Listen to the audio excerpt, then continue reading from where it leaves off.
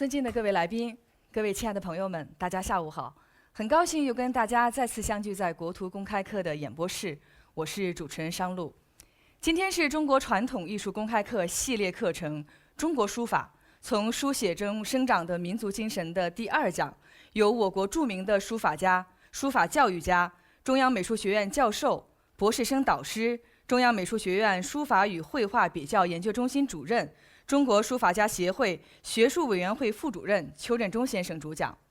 那么在上一次课程的首讲当中，邱振中先生从什么是书法、书法来自何处，以及书法的性质3个方面，带领我们领略到了书法是集语言文字、视觉图形、意义阐释和个体修炼于一体的传统艺术，已经深深地嵌入到了我们的生命和我们的文化当中。上一次课，邱先生从哲学的高度为我们打开了书法艺术的大门。那么在今天第2讲的课程关于书法史的几个问题当中，邱先生将进一步地带领我们进入到书法的世界当中，告诉我们进入书法我们需要接受什么样的视觉训练，我们又需要学习哪些与书法相关的知识。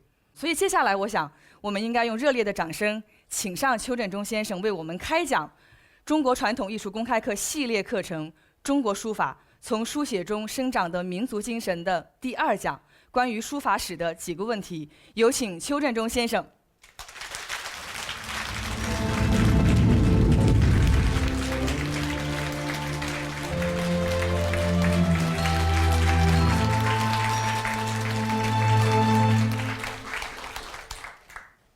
各位下午好，今天是关于书法的讲座的第2讲。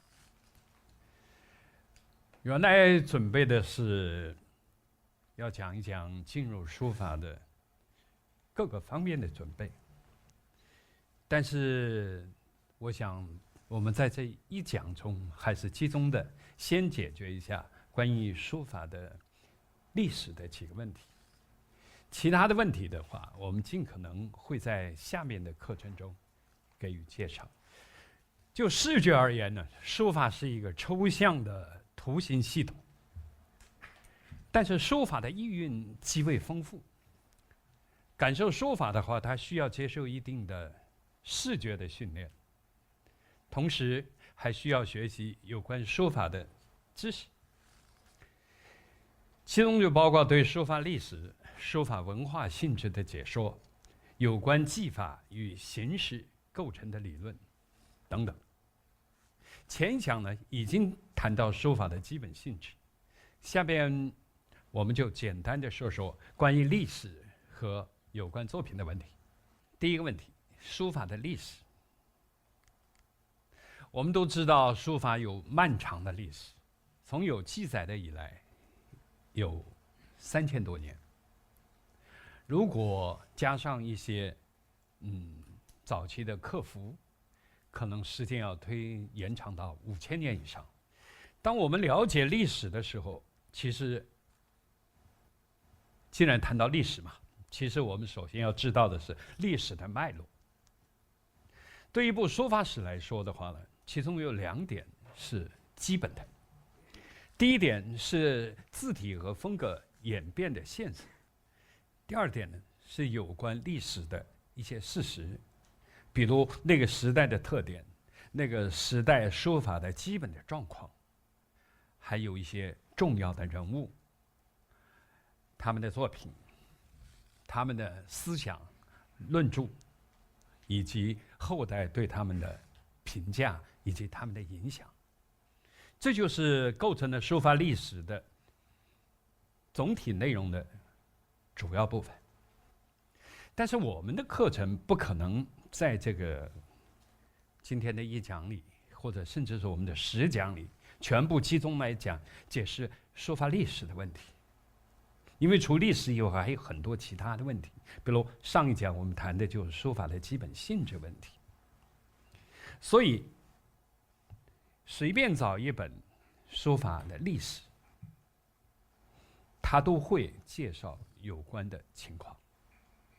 所以这些有关的常识，我们就不去详细的讲述。但是我们还有一个了解历史的办法。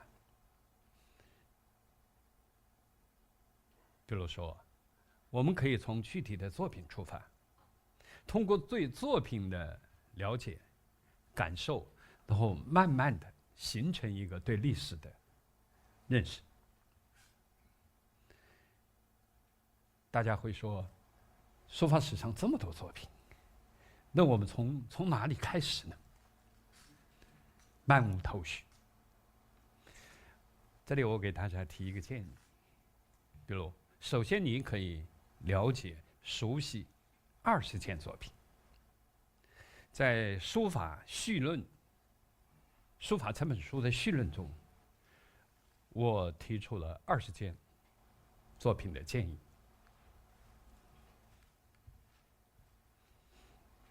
这就是我建议的，人们了解书法、欣赏书法，首先需要接触的20件作品。当然，这不是一个不可更换的目录。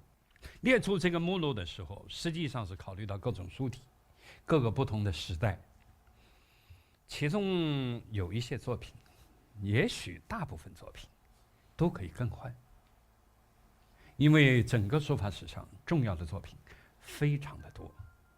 这样的一个目录，实际在各种风格、各种时代、各种书体之间做了一个选择。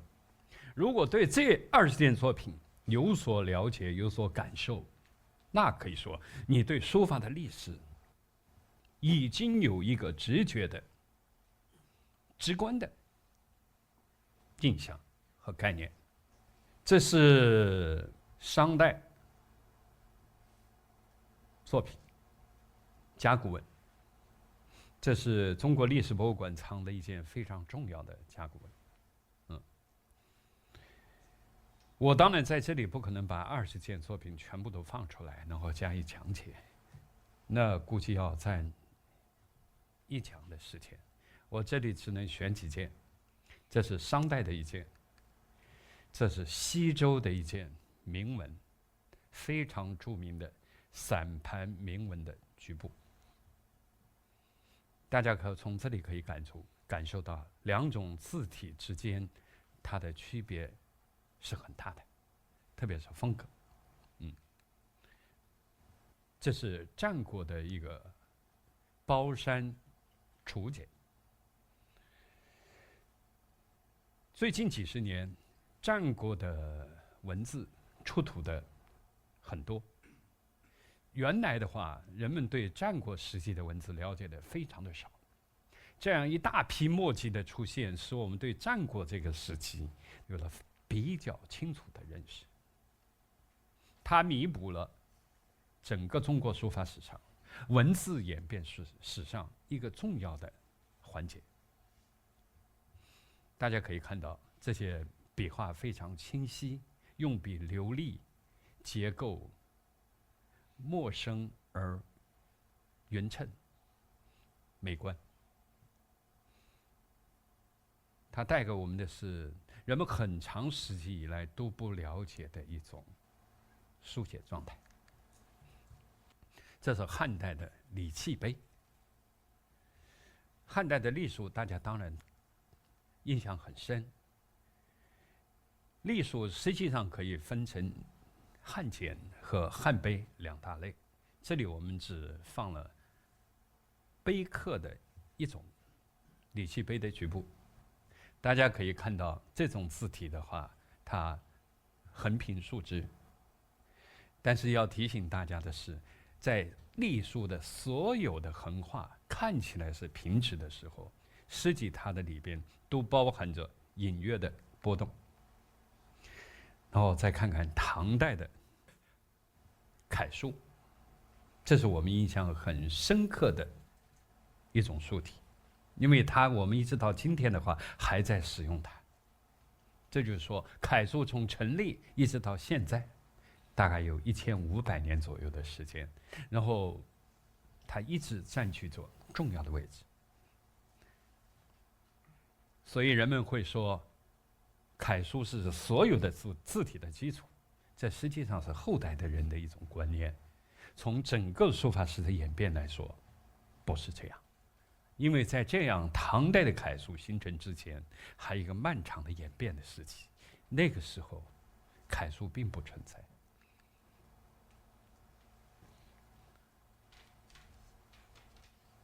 这是行书，行书在东晋的时候呢，它是达到了书写的第一个高峰。行书的重要性就在于它从那个时候开始，一直到今天，都是我们应用最频繁的、最广泛的一个字体。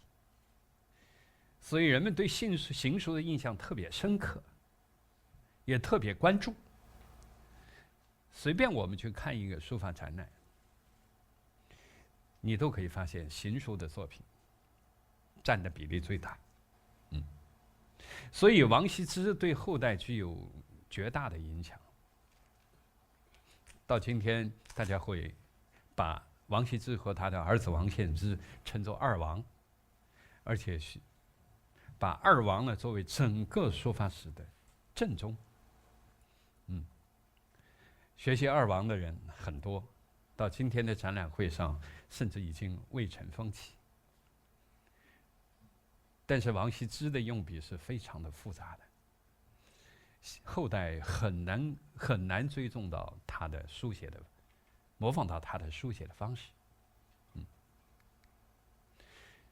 时间走到了宋代，在这么很快的播放的时候，我们大概可以有一种感受，就在这么几帧作品的翻阅的时间里，我们已经越过了1000年，甚至几千年。到宋代的时候，书写完全是另一种方式，非常流利，非常的美观，非常的生动。但是他用笔的方式和前代有很大的改变。下面是草书，这是张旭的《古诗四帖》。这件作品当然有很多不同的观点，就认为有的认为不是张旭写的，但不管这件作品是谁写的，这件作品在中国书法史上非常重要，是狂草的代表作之一。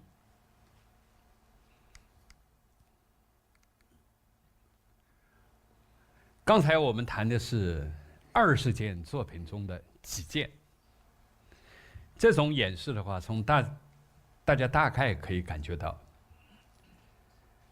，20件作品实际上已经包括了一部非常简略的书法史。当我们熟悉20件作品以后，你可以把你了解的作品的范围再扩大，比如到80件作品。这本书里大概涉及了80几件书法史上最重要的作品。如果我们把这些目录列出来的话，实际上为你学习中国书法史提供了一个方便。当我们对80件书法作品逐渐熟悉以后，你还可以有一种选择。像《书法》这本书里，它有一章叫做“书体流变”，就按书体的变化变迁来介绍重要的作品。这一章里呢，介绍的作品大概有170件，每一件作品有简短的解说。好了，如果从20件到80件再到170件的时候，你对书法的了解绝对的不陌生。如果你对每一件作品都有一些感受，能够根据书中的叙述，然后去印证自己在作品中得到的直观的印象，那么你对书法的入门深入都有了保证。我介绍的这个方法，我想跟平时大家阅读书法史不太一样，但是它是一个建议吧。第二，关于书法史的几点说明。前面说到，中国书法史是一部漫长的、丰富的、极为生动的历史。但是这个历史在传承的过程中，在延展的过程中，它也不断的产生各种各样的问题。我挑了几点，也许大家都熟悉的，然后我来说一说我的意见。比如第一点，书法史上有很多迷信和成见，这不是哪一个人制造出来的，是由于书法在发展演变的过程中的一些情况它带来的。比如说，我们第一点，大家都认为，也许你们听的已经很多，今天的书写不可能超过前人，对不对？那是一个不可逾越的标准。错了。如果每一个时代都不可逾越它的前边的时代，那个这部历史早就没有什么意义。也就是说，它只是一部不断衰败的、没有生机的一个过程。我们知道，书法史绝对不是这样。一种文化它的演变的历史，一种艺术它的生成和演变的历史，如果变成了这个样子，那我们只要到博物馆去看就行了，只要看前面那段时间就行。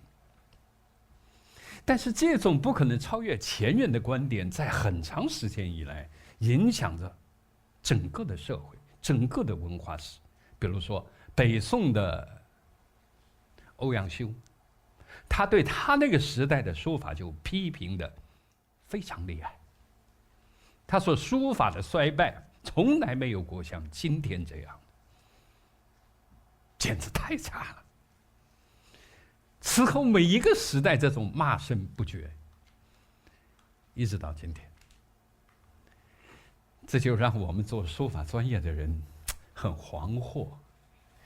当一个17岁的人考上了书法专业，不停地用功在写字，其中有每一届每一个学校都有很有才华的年轻人，然后他们把整个的青春，他们生命都放在这里，最后做的是一项毫无指望的实验。你想，这不太悲惨了？太悲惨。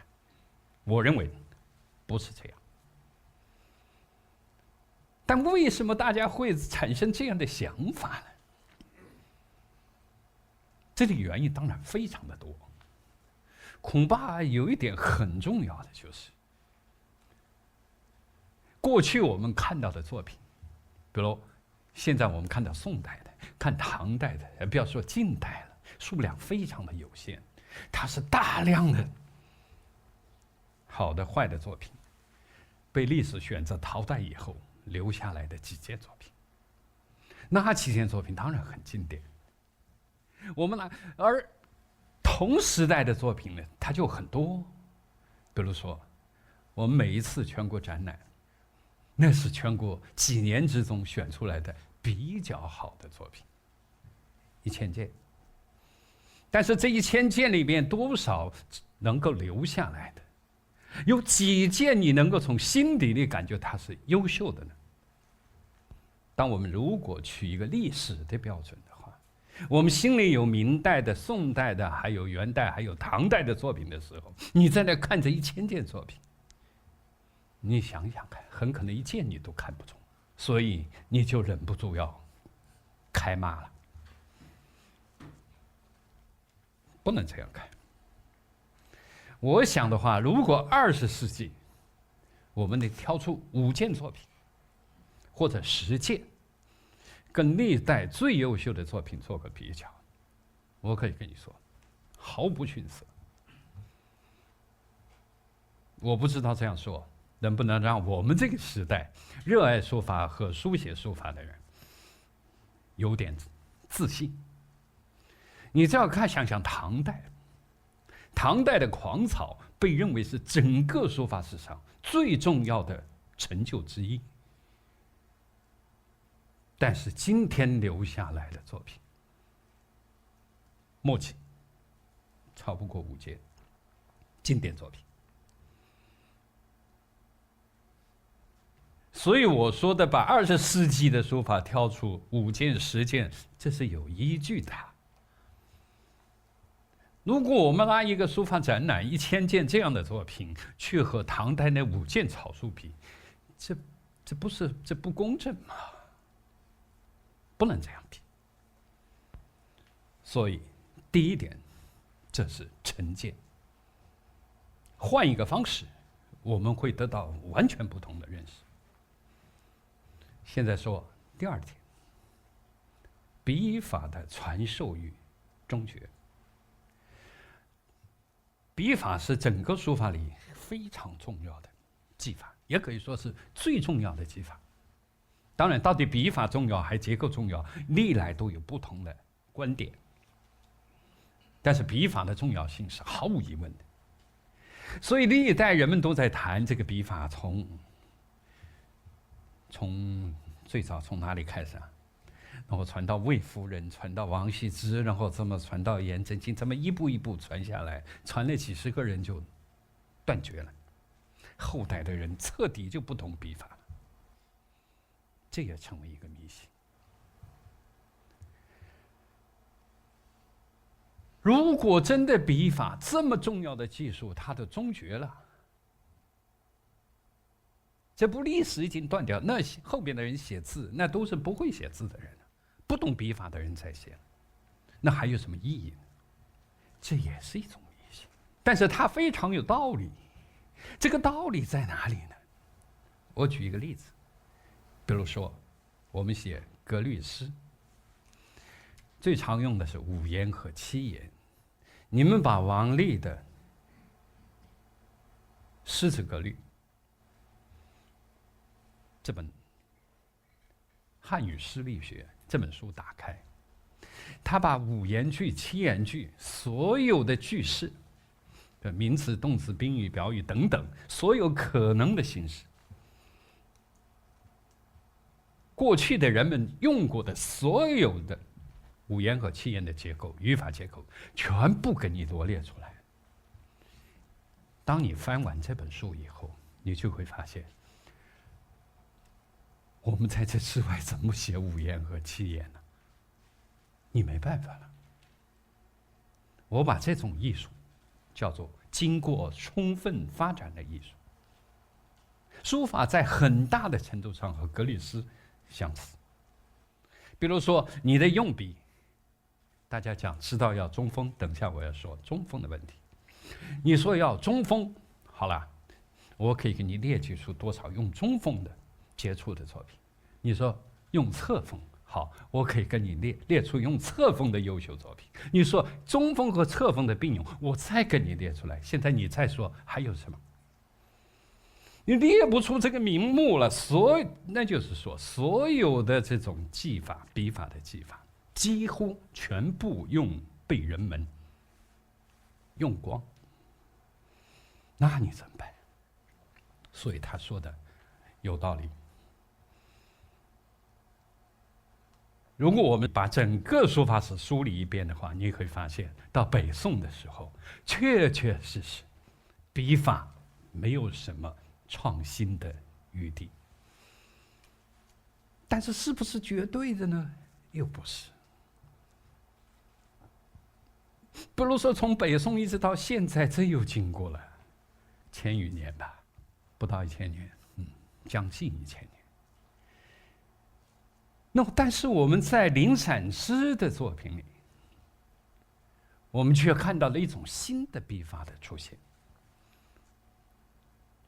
这种新的笔法，它是怎么用的呢？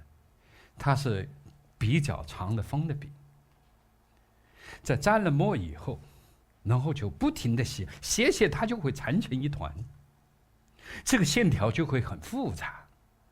但是当他写的时候，他又能够把它拉开或者解散，这个笔它又变成一个顺当的、流畅的书写的一个线。这就是说，它在缠绕和复杂化跟单纯之间，它可以不停的变换。这样的笔法，从古到今没有过。这件事情给了我很大的信心，就是说，在笔法这一种古人已经做绝的这种技法上，20世纪，我们还有一位伟大的书写者，创造了一种全新的笔法。那你这个不太有意思了吗？古人怎么说笔法终绝了呢？唐代已经过去1000来年了，然后我们还创造了一种新的笔法。所以书法这种经过充分发展的艺术，它的技法的可能性，刚才谈的是笔法，我们还有字结构，还有章法，还有草书的节奏的变化的可能性，可以说它远没有穷尽。所以说，第二点，笔法的传授与终绝是一种成见，应该破除的迷信。第三，楷书是全部书法的基础。最有名的一段话是苏轼讲的，他说：“书法备于真书，真书就楷书了。意而为行草，意就是满出来。这盆水盆里装的全是楷书，它装满了，洒出来点水，随便搞搞，那就是行草书了。意思就是说，楷书是所有书写的唯一的，也是最重要的基础，这是错误的。我们不讲了吗？楷书它本身就有一个形成的过程，在楷书还没形成的时候，比如说魏晋三国时期，在这以前呢，楷书还不存在，只有隶书、篆书、甲骨文等等的时候，它的基础是什么呢？肯定不是楷书。而他讲的楷书，北宋人理解的楷书，还有从苏轼本身的书写实践里，我们得出的他头脑中的楷书，应该指的是唐代楷书，而不是更早的时期的魏晋时期的楷书。唐代的楷书的特点是什么？它是在端部，比如一横，它在下笔，还有结束，还有转弯的地方，它有较多的停顿和动作。唐代楷书的特点在这里。我想你们在小时候小学上课的时候，如果你们还上过几节书法课，那你们一定记得按、提、再按、收笔，这就是你们学的，这就是唐代楷书的一个怎么讲呢？流行版，或者说概念版，就这个，这就是唐代楷书的方法。这样书写的字，跟更早时期的行书、草书根本不是一回事。比如说，我们这里放了一个对比，左边是褚遂良的著名的《雁塔圣教序》，他在唐代的楷书里提案还不是特别明显的，但是每一笔的下笔转弯，我们可以看到它有明显的停顿和动作，那个地方都会粗一点点，那一点点怎么来的？肯定是按下去得来的。一提起来到中间就细了，到关键的地方又粗了。这就是唐代的楷书的基本特点。但是我们看王羲之的行书的时候，他不是这样的，他在转弯的地方没有停顿，那个粗细下笔的时候，结束的时候，它往往不是一个笔画里最粗的地方。最典型的，我们看一看这个字我们来看看它的这个笔画，你看这样的一长撇，它的最粗的是在这个地方，第二粗的是在这，重点是在这个地方。它并没有像楷书结束的时候，你看最粗的是结束，结束，临近结束。这一个长歌特别有意思，最初的是这个地方，这个是一个很直观的观察书写笔法的一个方法，寻找一笔中最粗的地方。唐代楷书它带来的行书、草书都不是这样写的，所以我们说楷书不是全部书法的基础。但是这种观念，楷书是全部书法基础的观念由来已久，从北宋以来一直到现在，将近1000年的时间里，人们一直被灌满了这种思想。我们对整个笔法演变的历史进行清理的时候，就发现楷书，特别是唐代楷书的成立，它影响的扩展，实际带来了整个书法史上书写方法的彻底改变，同时也带来了观念的一种改变。楷书是全部书法的基础，就是其中最重要的结果之一。当然，我们应该承认，后代的书写方法跟前代是非常不同的。如果把唐代作为一个分水岭的话，唐代以后的话，那个书写方式跟唐代以前的书写方式彻底不同，它带来了很多弊病。到清代的时候，这种弊病几乎不可收拾。这是后代所以激烈的批评帖学，激烈的批评当时的书写的一个理由，就是笔画的中间。中间指什么呢？比如这样一个笔画，这一笔是非常清楚的，这里是非常仔细的控制，结束的地方也仔细控制，但是中间就不管了。这个还是在唐代，这种笔法到经过宋代、元代、明代、清代到清代的时候，这种被人们称作中怯，胆怯的怯，被称为中怯的笔法已经到了不可收拾的地步。今天很多人还是在这样写，下笔非常的仔细，中间不管，结束的时候再仔细搞两下，是不是？你们去电视里看，大部分人还是这样写。这种东西带来的弊病，在清代已经不可收拾。我不知道为什么今天大家还这样写，我实在不明白。如果我们只要仔细观察一下，或者把这2张图仔细比一下，你就会发现，这样的线条是多么的厚实。这样的线条，这样的线条给人的感觉的话，你看这一笔，这一笔。还有很多很多像这样的笔画，它的墨色就从一个笔画里边撑出来的趋势，这可不得了。你可以把它叫做立体感，可以把它叫做丰满、厚实，可以叫做古意，指的都这个东西。后代见不到了。记得有一年我在北京的一个寺庙看一个展览，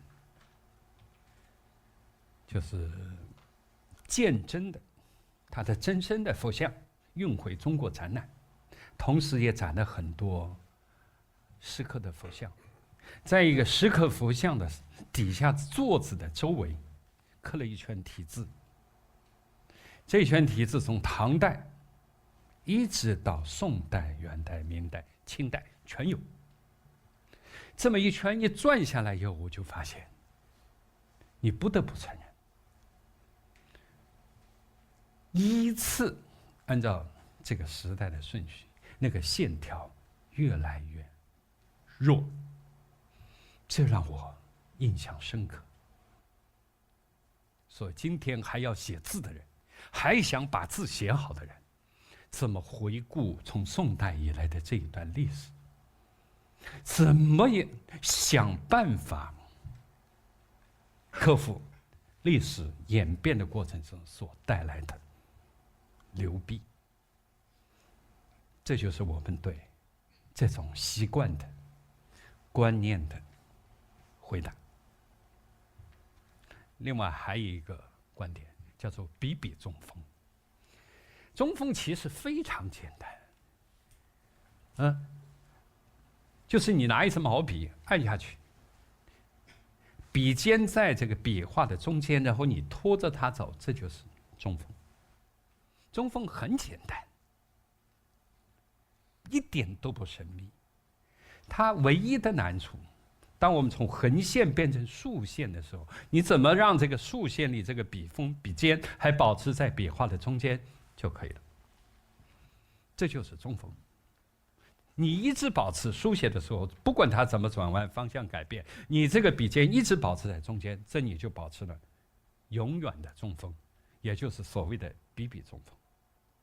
但是历史上最伟大的字，它不是笔笔中锋。这里给出的是一个历代笔法的比较，从西晋的陆机的《平复帖》到王羲之，到王羲之稍后的王洵的《伯远帖》，到颜真卿，到米芾，到赵孟頫，到董其昌，可以很清楚地看出来，早期的字，从陆机的字你看起，它没有着意的停顿，所有的用笔都是均匀的、连续不断的。到王羲之的时候，这种点画里边的变动，它复杂了。这种复杂绝对不是中锋笔法能够写出来的。如果我们把王羲之和董其昌比较一下，你就可以发现，董其昌写的，这算他最好的作品里挑出来的几个字，基本是下笔停顿，按住，然后压着走，走的过程就比较简单啊，是不是？这样的过程，这样的笔画，简单吧？那我们再看一看，它哪有这么简单的东西啊？整个都很复杂，里边都是不是简单的中锋所能够做到的。像这样的弯曲的地方，现代人包括最好的、最有名的书家的临摹中，我们都看不到。他们不注意这些细节，因为这些细节一定要用笔的精微的动作来实现的。如果我告诉了你，你也知道了，用笔这里要按下去一点，然后往这边偏一点，把这个胖胖的这个突出地方写出来。但是你后面怎么写呢？这种微妙的弯曲你怎么写呢？还有一个这样的弯，看起来很简单。但是你们回去写一写看，或者观察一下历代的书写者，这一笔他最粗的地方在哪个位置，彻底不一样。在颜真卿这个时代，看见吗？他的粗，这种粗，几乎保持到几乎到这个位置。你要注意哈，这是几点钟啊？这个叫9点钟吧，是不是？9点钟的位置它才变细。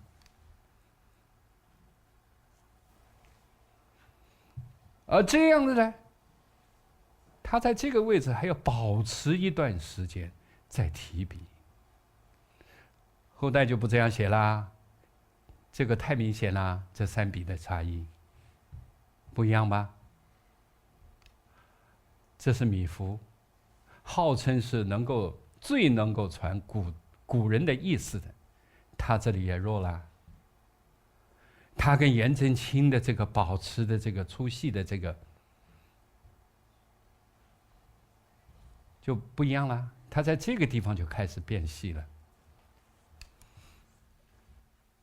当我们观察做到这么仔细的时候，你就可以发现，历史上这个用笔的变化，它的差异有多大。所谓米芾，所谓赵孟頫，都是号称能够承接王羲之这个系统笔法的最优秀的人，他们差别都这么大，其他人可想而知。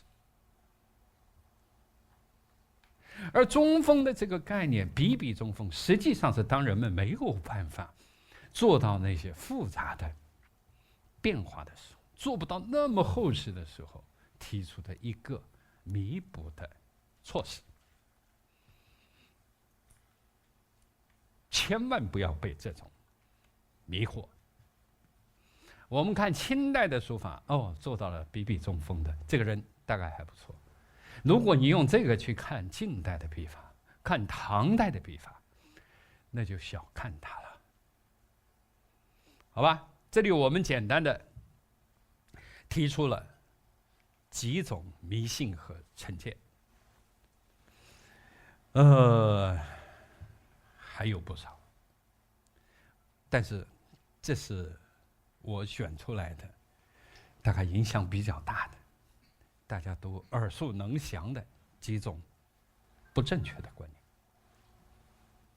其他的，我想大家可以自己去思考，不要轻易的相信前人所告诉我们的一切。我记得95年的时候有过人文精神的讨论，大家说这个不对，下海不对，那个说要坚持儒家的一些理想。其实我觉得这都不重要，最重要的人文精神是怀疑精神。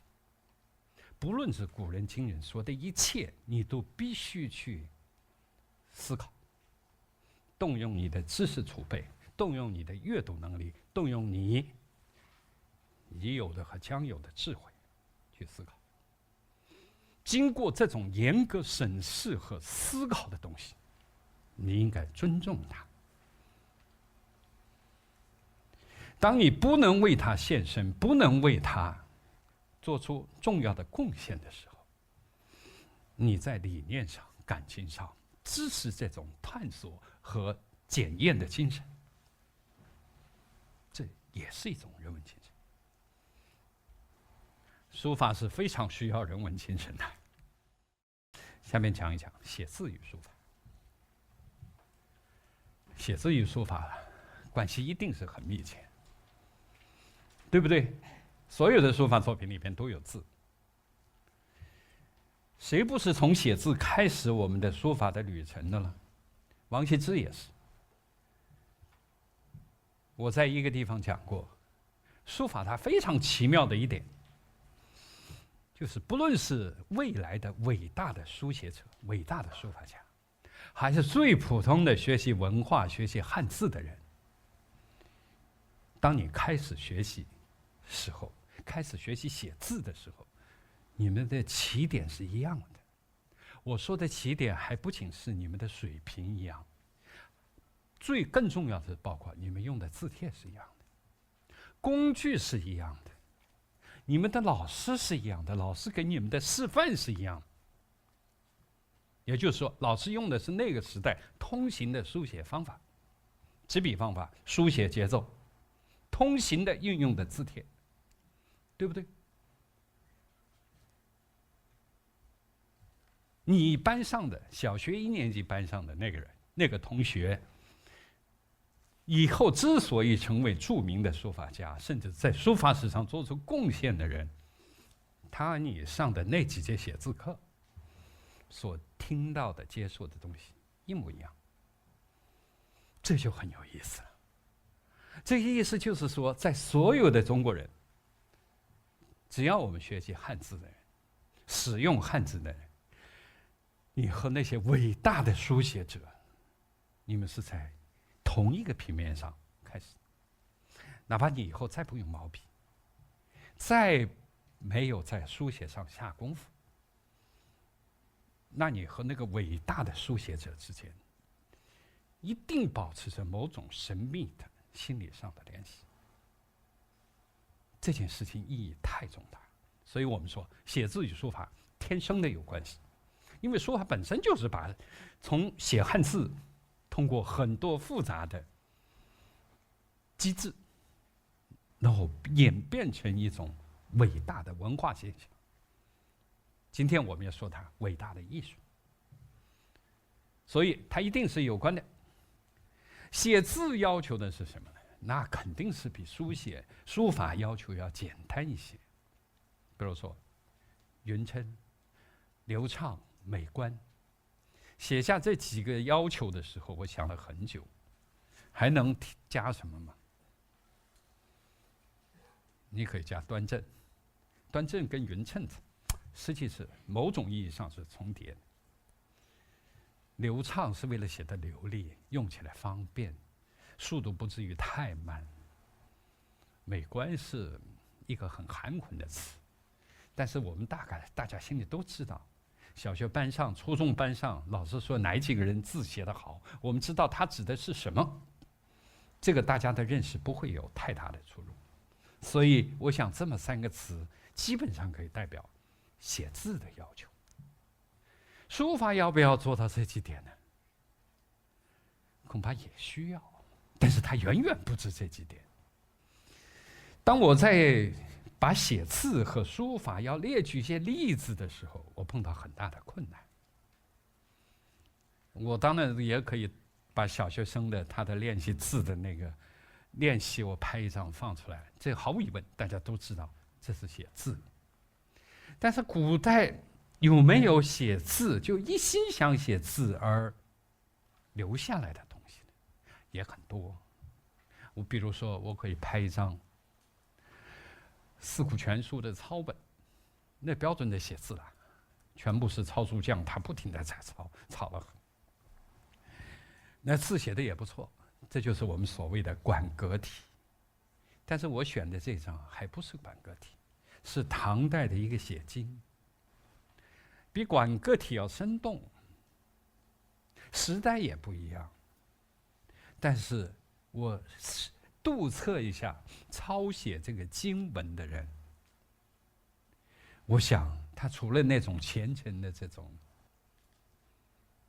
感觉，精神上对佛教的，但也可能他就是一个抄书匠，他受雇来抄经文，别人要付钱给他的。他也许相信佛教，也许不那么虔诚，但是毫无疑问，这字写得不错。但是他是不是书法？我不说，我们等一下再来谈这个问题。写字是没问题。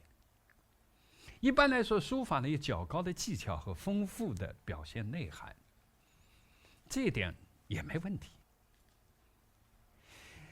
它表现的什么内涵呢？关于人的性格、气质，甚至是他的一生的命运、他的修养等等，还有社会的内涵。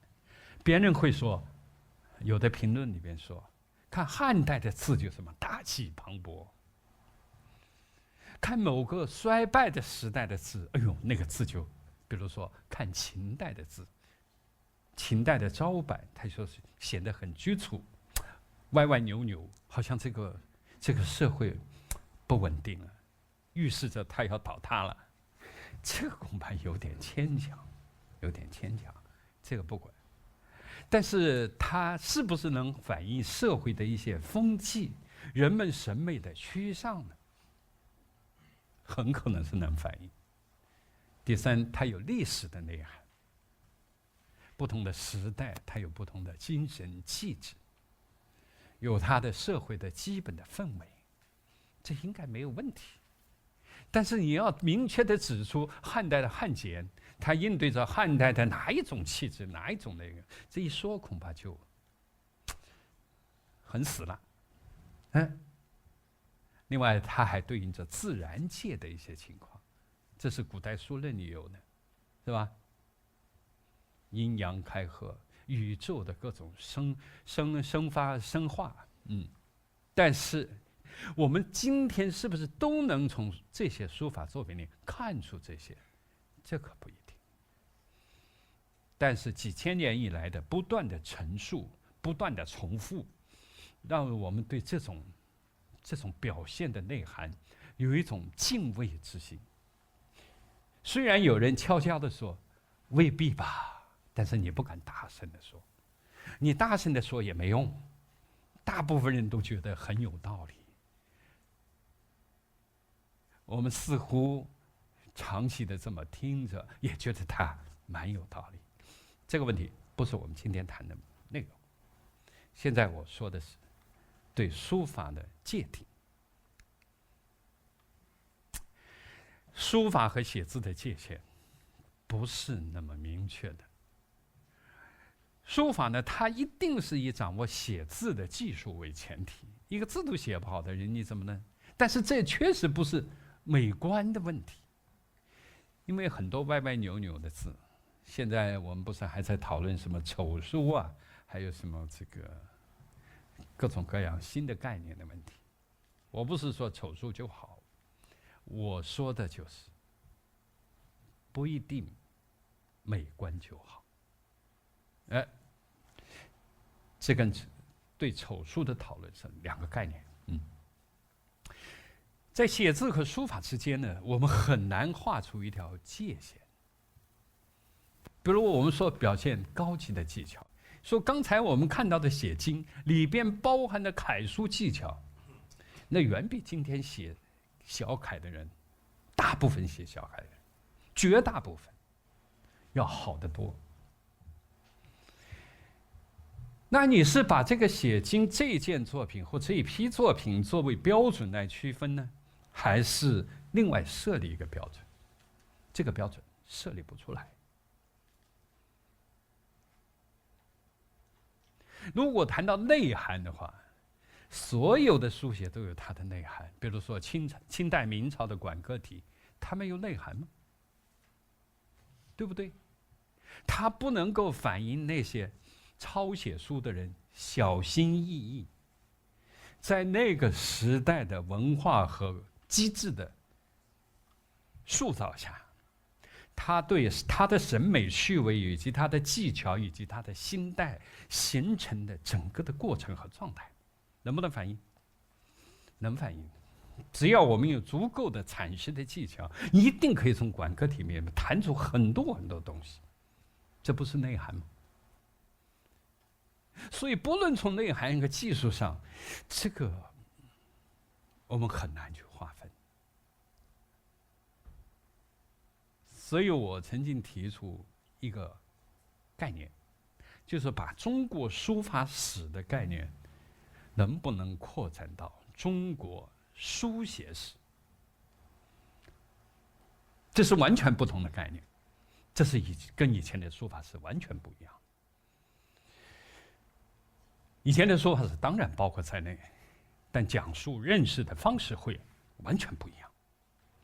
更重要的是，从书写的角度来阐释中华民族与书写有关的精神生活和物质生活中各种现象的联系。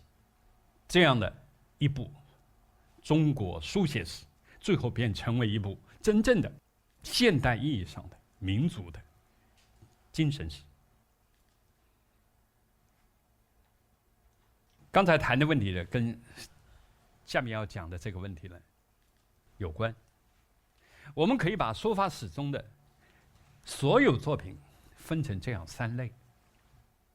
第一类，实用书写，比如写个便条、请假条、给别人的一封短札，几个字，都是为了完成一件事情，我们写下一些字来，这个叫实用书写。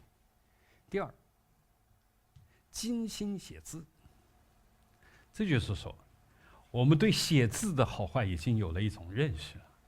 我非常想把这个字、这一篇字写好，我是用心在写字。这是第二类。第3类呢，它又不一样了。除了把字写好以外，我还这个字里边，我要表现出它的变化，要反映出某种东西。比如说要让它节奏有个起伏，让它跟我以前写的东西要不一样，这里边就有心机在里边。如果今天的一个人写的话，那就想的就更多了。我这件作品要送去展览的，那我在第3行跟第2行之间的，我是不是要来一点东西？当然，这个想的，我想多了，往往他会很做作，不好。我举这个是作为例子来说明，书写它实际上有3种状态：一个完全为完成任务、完成一件事，就告诉老师，老师，我今天生病了，不能上学，那我请个假，完了，写怎么样，我根本就不管。第二，我给朋友写一封信，那个朋友是懂书法的。哎呀，我这个信写的不好，我再撕掉，另外再写一张。好，这个写的还可以，我寄走。这是精心写字。艺术创作呢，我知道这个创作的东西呢，它要将被人们当作一种东西留下来。我要表现个性，表现状态，表现它的变化等等。大致可以分为3类。我举了一些例子，比如说，这是出土的唐代的一个文书。这个文书呢，讲的是于驿站，于这个唐代的一些这种通行的这个制度有关的，官方的这种某些制度有关的一个文件。这当然是实用书写。他们写的时候，怎么也包括这种领导的批字，谁也想不到有一天会被人们当作重要的书写的字迹来研究。这是典型的实用书写。好，这是清代的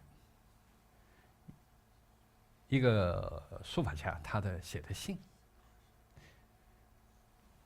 他是篆刻家、画家，也是书法家。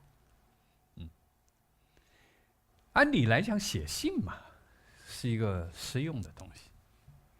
但是由于人们对书写的自觉意识一直在不断的提升，到后来的时候，发现写信也可以留着，也可以收藏，也同时也买卖。那你想想，这写封信就不一样了，用的材料要很精致。你比如这个信笺是精心制作的，它的底子是木刻的版画，这很漂亮，上面再精心的写上一些字迹。所以到清代的时候，写信也不是一个简单的一个事情，一个事物。很明显，这个作者在写的时候，他是很认真的，很在意的，要把每一笔每一个字写好。这也是清代的作品。清代初期，王铎是由明入清的大作家，他留下的作品很多。每次拍卖会上，我们几乎都能见到他一些作品，其中有一部分是非常精彩，也非常重要的。这件作品也是他一件代表作。他写的时候的话，我们想，他写这些作品的话，实际就是送给别人的礼物，或者应别人的约请写的字。他说：“一日临帖，他是一天临字帖；一日应请所，就是别人请你写字。换句话说，就一天临帖，一天创作吧。”所以他写的作品到底是什么，别人怎么对待他，有多大价值，他很清楚。他是在很穷、生活很困难的时候，也有过写字换米的记录，所以他是有价的。所以他书写时候的心态，他对这个书写的作品的期待，是有记录的，很清楚的。他创作的心态跟前边2种都不一样。他最后投降了清朝，投降清朝以后，他觉得政治上已经没有前途了，历史上他也不会有好的结果了，好的名声呢。他说此生无他求，无他愿，没有任何想法了，唯愿在历史上留下好书数行。一个这样对自己书艺的成就有着自信，高度自信，同时把书法作品作为他唯一的安身立命和寄托的东西的人，他是怎么对待自己创作的？这是3类不同的东西。但是这3类东西的话呢，它实际上是很难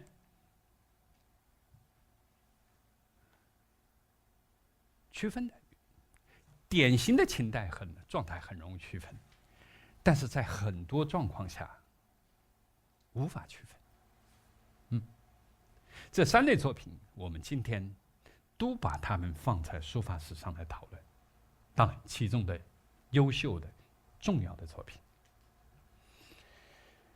今天的讲述就到这里，下面的话，我们还有一些课，会把每一种书体的作品再做一些具体的介绍。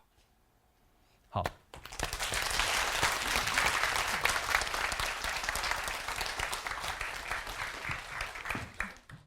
我觉得非常感谢刚才邱振中先生给我们带来了非常精彩的讲述。今天是第2次听邱先生讲课，我就有一些新的感受，就是我读过一些邱先生的著作，也看过一些媒体对您的采访。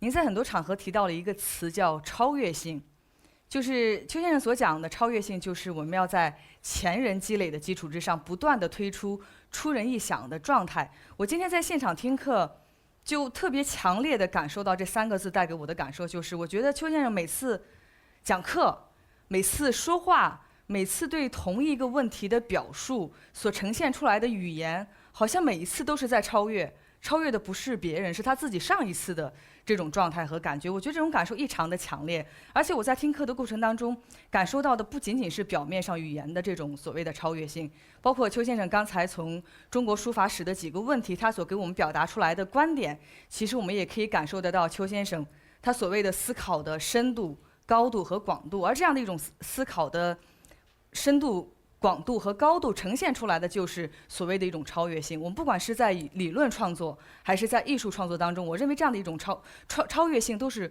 非常非常重要的。所以刚才其实邱先生最后讲到这个问题，就是书法史的3种作品。我还有一个问题还想再请教一下邱老师，就是您刚才讲到了日常的书写、精心的写字和艺术的创作，其实我就在想，可能古代的一个日常的书写，它留下来了，今天我们看它成为了一幅非常优秀的书法艺术作品。我们今天可能一次精心的写字，可能在50年后、100年后，也成为了一个非常优秀的、被大家铭记的优秀的书法的艺术作品。那从这个意义上来讲，这样的日常书写、这样的精心写字，算是艺术创作的范畴吗？这个问题的话，其实涉及到2方面，一个是作者创作的心理状态，另外一个是每个时代不同的标准。比如在早期的时候，像我们说的包山楚简，战国的时候，那个时候的人们恐怕对书法的认识跟我们今天彻底不一样，他并不知道他的书写的艺术价值，他们只是完成一个任务。了不起，这个一个熟练的书写者，他会发现在他的书写里边，会给他带来某种美感和愉悦，这个我们已经不可知了。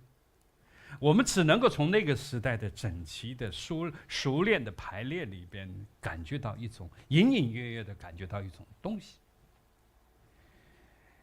然后在不同的时代的人们来看战国的这批字，或者说看唐代写经吧，很可能某个时代看这个唐代写经的时候呢，我们就会觉得它千篇一律、刻板，不是那么有味道。但是到今天来看的时候，人们经常会听说这种话，说今天一个书法家的写的字啊，还不如清代的一个账坊先生或者师爷写的那个字呢。这不太准确，不是所有的书写者都是这样，但是确实有很多书写者，所谓的书法家是达不到这个水准的，真的达不到。所以这里边就是不同的时代的话，他对同一件东西，他会有不同的认识。比如我们说的那个长形马文书，很可能在唐代的时候，人们就认为这是什么东西嘛？这不这签几个字吗？这个很没文化水平的人写的一个便条嘛，一个文件嘛，有什么意义？随手可能就扔掉了。但是今天我们却要从里边窥测出唐代的人书写的那种东西、技法和精神，非常珍贵，而且里边真的能够看出今天的人掌握不了的技巧，比如那签的几个字，那个线条写得太好了，今天没几个书法家写得出来。这是说时代的差异，另外还有书写的心态的差异。比如刚才讲的清代的那位书法家的信，在王羲之那个时代写信是另外一件事。我在文章里说过，他是那种生命中碰到的哀痛，贫有哀祸帖。你想，题目就叫这个“丧乱帖”，里边写的正是生活中最悲痛、最沉痛的事情。他写的时候，完全是被生命的这一部分占据了主导地位。他绝对不会想：“哎呀，我在写我哀痛的事，怎么这么沉痛啊？太痛苦了。”他还在想，这个事要写得多好啊！这一笔，哎呦，这缺点我得补上。你想，这是不可能的。但是今天我们留下的王羲之的几件信札，被认为是整个书法史上最伟大的作品，不是最伟大的之一，是最伟大的那一件作品。你想想看，差异有多大？那今天的话，那书写的心态也变了。所以我想的话，实际上从实用到精心写字到书法，每个时代看法不一样。但我们今天对书法创作，说实在话，要求又不一样。因为今天的人，如果你不是一个仅仅看书法的人，你是一个关心整个世界的各个民族的最好的作品的进展的人，关心整个世界的艺术界在不断的创作，把人类对艺术的感觉怎么样在调整、改变、提高的问题关注的人，那你对书法肯定有更多的欲求。你对写字肯定不满意，而且从宋代以来，基本从宋代以来，无意的写的便条的这个字都不好，包括最伟大的书法家，像王铎这样伟大的书法家，他无意写的诗稿，我认为根本就不能跟他的艺术作品比。你说这个变化多大？所以这里边的几方面情况的变迁，让实用书写、精心写字和艺术创作之间的这种变化，不是一两句话能说清楚的。而且就像我们荧幕上看到乌云翻滚的搅成一团，是那样的情况。好，谢谢邱先生。我觉得每次可能邱先生讲的特别精彩，然后特别深刻，有些时候我们的观众总是需要一些时间去反应，所以刚才掌声来的晚了一点哈。然后接下来，我想我们把时间留给我们的观众，我们的观众有什么问题想跟邱老师进行交流请教的，也请举手示意我。邱老师，就是您好，就是我想有3个问题想问一下您，就是第一个就是一个写字的要求，就是您刚刚说的一个均匀。然后一个流畅，还有一个是美观，就是我能不能理解成写字要求还有一个是张扬呢？这个可不可以就是也有这个意思呢？这个要求呢？哦，写字，你问的问题，我可以翻译成一种，比如说要不要个性？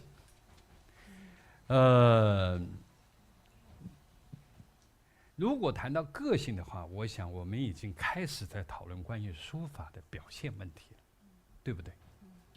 已经对比如我们谈班上谁的字写得好，一般讲钢笔字。我想每个班上都会有几个一两个都有的，恐怕里边不太包含个性的问题。应该说，对写字来说不包含个性问题。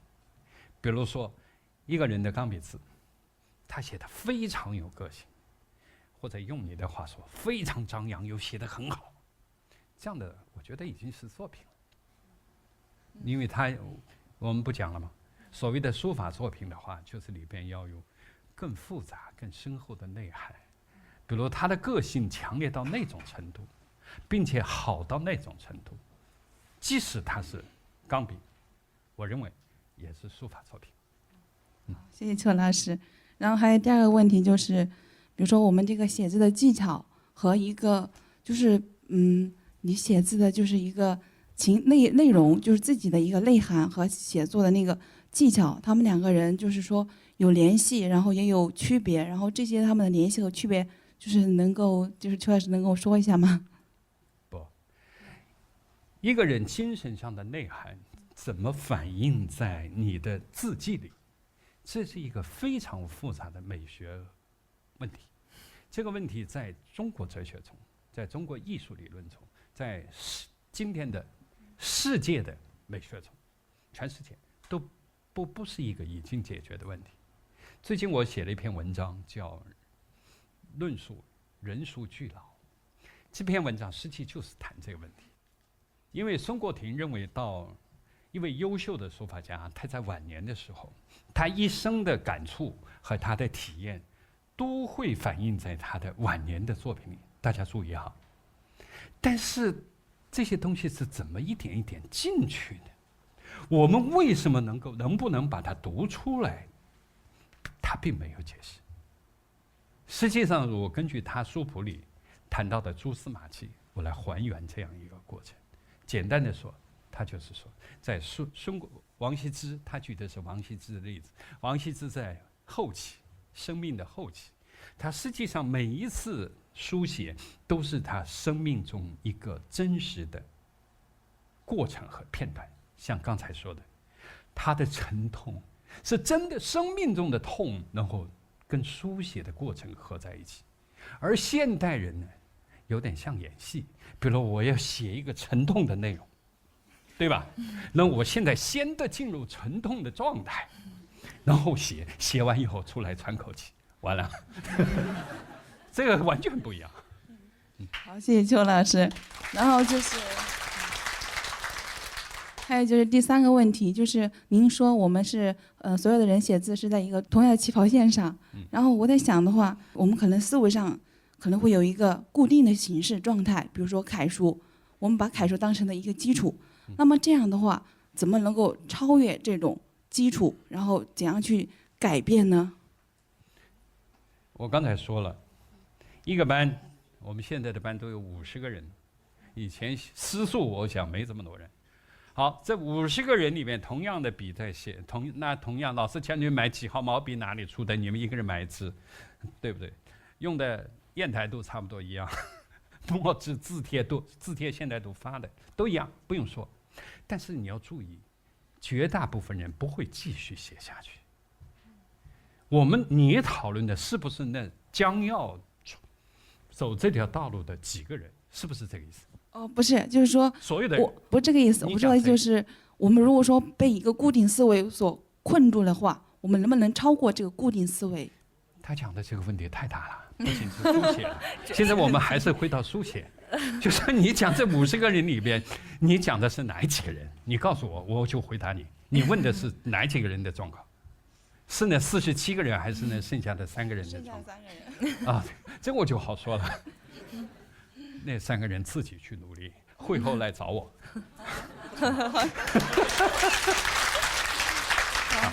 好，谢谢邱老师。好，谢谢邱老师的回答，谢谢这位观众。我觉得这位观众特别的认真，把3个问题非常认真的都记录在这个笔记本上，然后来提问。还有哪位观众有问题想跟邱老师？哦，好，这位女孩来。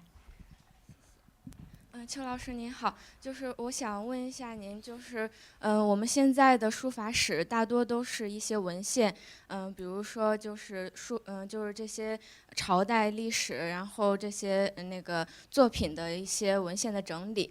那么我们现在是不是要对这个书法史固定的这种文献的整理提出一个为什么？为什么这个朝代会有这样的笔法、章法？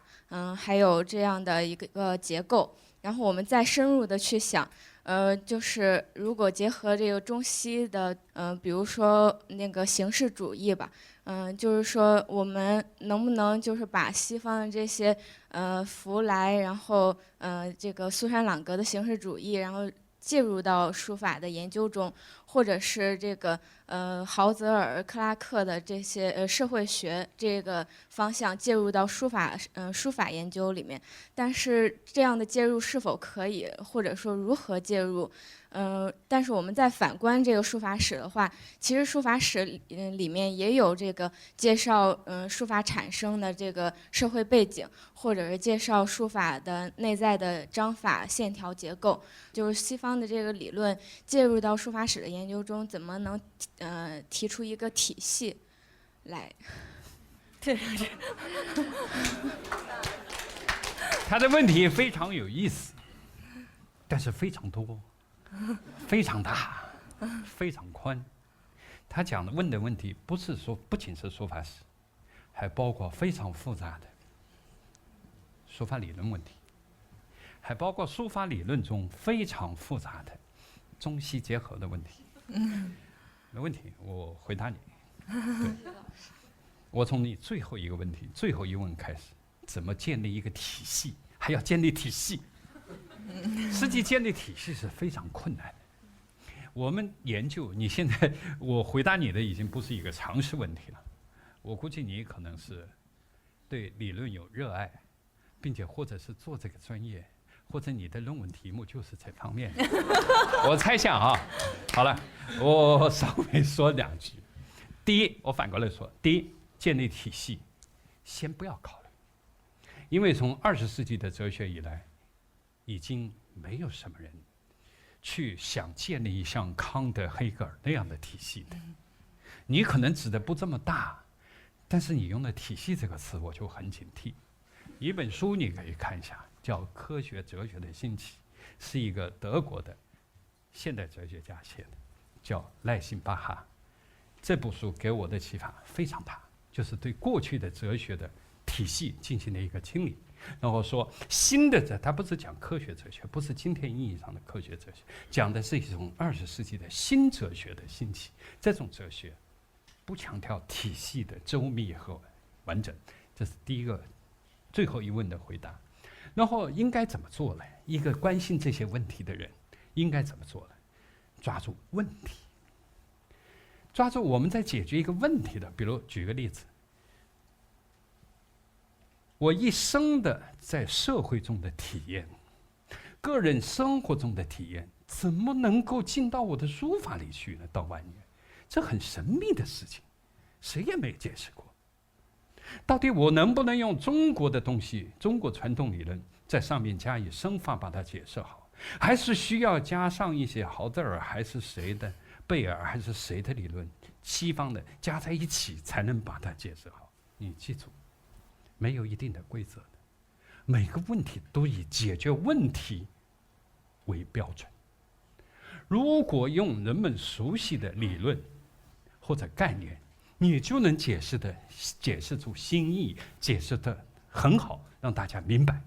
你千万不要用新东西、新概念，这就是我的原则。为什么呢？你已经说得很清楚了，你干嘛要大家多接受一些陌生的东西？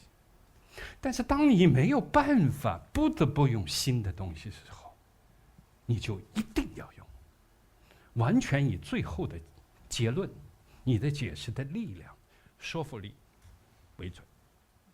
还有问题吗？谢谢邱老师。因为他问的不仅是书法史问题，他实际更多的是一个思考问题。好，谢谢邱老师的精彩的回答。我们因为时间的关系，再给观众留一个问题，然后那边有个小伙子，好，来，麻烦递一下，谢谢。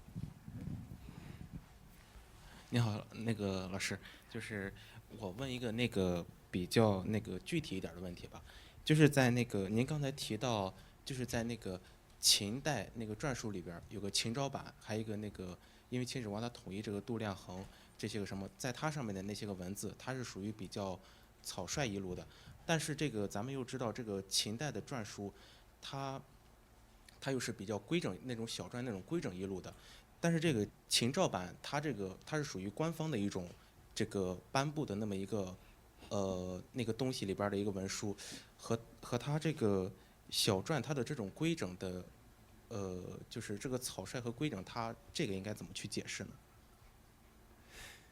这个秦昭版它情况比较特殊。你说的小篆，比如像义山碑、泰山刻石这样的很规整的，是吧？这种篆书，它两个差异很大。其实它的意义不一样，用处也不一样。比如义山碑和泰山刻石，这是皇帝巡行或者下诏令精心制作的石刻，对不对？有的是时间，有的是财力和挑选最优秀的工匠去制作，包括书写者，这没问题的，就那么几块嘛，对不对？但昭版你要知道，它是刻在金属板上，然后定在每一块的使用的那种器皿，就标准器皿上，你想想要多少？它是一个实用的东西，而且是刻的，不是铸造的，所以这要大量的工匠去做，所以它不得不草率一些。我想大概是这样。如果没有再多的史料来支持别的观点的话，我想这大概可以算一个解释。好，谢谢老师。